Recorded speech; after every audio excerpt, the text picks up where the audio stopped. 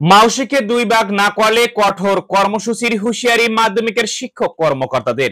স্বতন্ত্র মাধ্যমিক শিক্ষা অধিদপ্তর প্রতিষ্ঠা ও এন্ট্রি পদ নবম গ্রেড সহ ৫ দফা দাবি বাস্তবায়ন না হলে কঠোর কর্মসূচির ঘোষণা দিয়েছে মাধ্যমিকের শিক্ষক কর্মকর্তারা।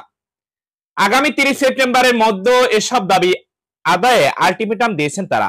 বুধবার ১১ সেপ্টেম্বর বিকেলে জাতীয় প্রেস ক্লাবে সংবাদ সম্মেলন ঘোষণা দিয়েছেন সরকারি মাধ্যমিকের শিক্ষক কর্মকর্তারা।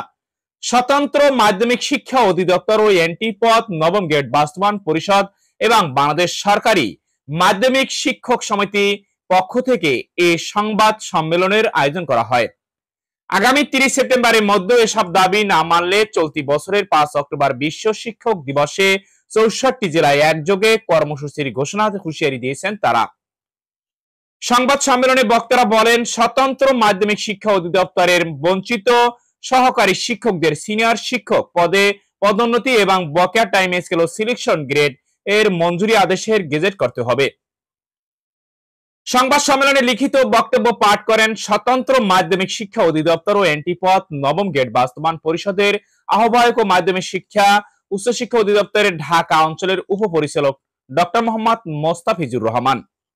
এ সময় বক্তারা আরো বলেন, বৈষম্য বিরোধী ছাত্র জনতার অভ্যুত্থানের মধ্য দিয়ে প্রতিষ্ঠিত জনতার সরকার বিভিন্ন ক্ষেত্রে বিদ্যমান বৈষম্য নিরসনে প্রতিশ্রুতিবদ্ধ। শিক্ষা মানুষের অন্যতম মৌলিক অধিকার, সুশাসন নিশ্চিত করার জন্য শিক্ষার গুরুত্ব অপরিসীম।